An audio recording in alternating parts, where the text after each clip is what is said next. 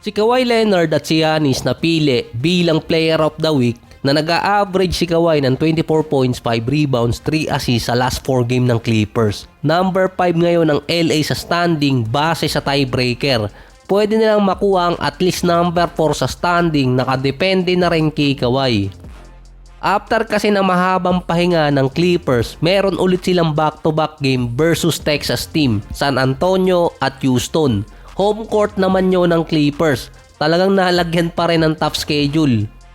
Yung versus Mavericks ang unang beses na nakalaro si Kawhi ng back-to-back game since March 2024. Nasa isang taon din yung pagitan. Yung versus Dallas din, na manage pa ni Kawhi yung minutes niya, kaya nakalaro siya ng back-to-back. Sa technicality kasi, secure na ng Rockets yung number 2. Meron pang isang game versus Lakers na natitira. Isang panalo sa Rockets or isang talo sa Lakers, secure na ng Houston yung number 2. Yung isang panalo pa na hinahanap ng Houston, nasa kamay pa yun ng Clippers. Ang dilema pa ng Clippers, saan palalaruin si Kawhi? Mauuna din kasi yung game ng OKC at Lakers. Nasa 2 oras yung pagitan bago magkatapat yung Clippers at San Antonio. Pwede kasing mamili ang Clippers doon kung saan palalaruin si Kawhi. Ganun kasi ang naging approach nila.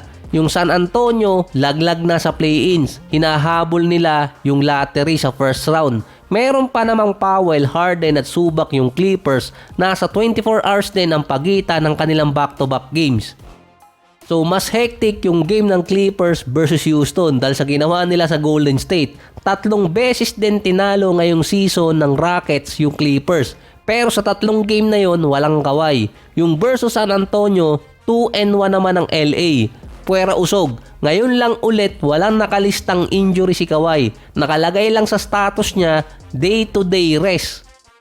Hindi na injuries ang dahilan kung bakit hindi siya makakalaro. Nilalagay talaga siya ng Clippers sa load management para umabot ng playoffs. Na base din sa mga write-ups, iniiwasan din ng mga teams na makatapat ang Clippers sa first round dahil sa healthy na Kawhi.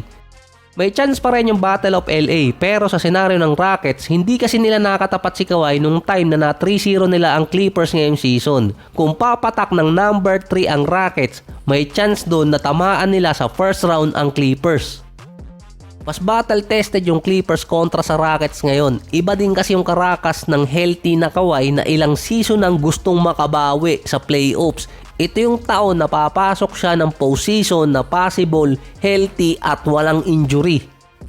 Ang Lakers versus OKC Thunder round 4 ang decider ng Clippers versus Houston. Kapag nanalo kasi ang Lakers versus Thunder, magiging full force pa rin yung game ng Houston versus Clippers. Magiging bearing games pa rin kasi yun para sa kanila.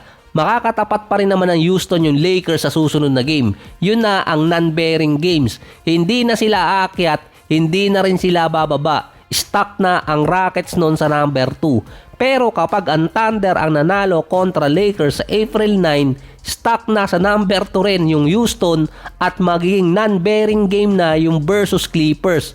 Meron pa kasing 3 games na natitira ang Rockets. Pwede na magpahinga ng player para sa postseason.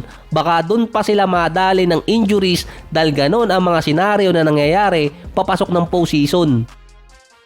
Nangyari na dati yun pasok na sa playoffs, hindi na babagsak ng number 3 hanggang number 6. As in stuck na siya sa number 1 or number 3. Pinalaro pa yung star player ng heavy minutes kahit meron ding injury.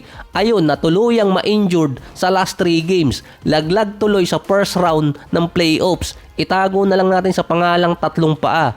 4 na games pa ang natitira sa Lakers. 4 na games din ang lamang ng Rockets. Kaya kapag natalo ang Lakers kontra Thunder, secure na ng Houston yung number 2.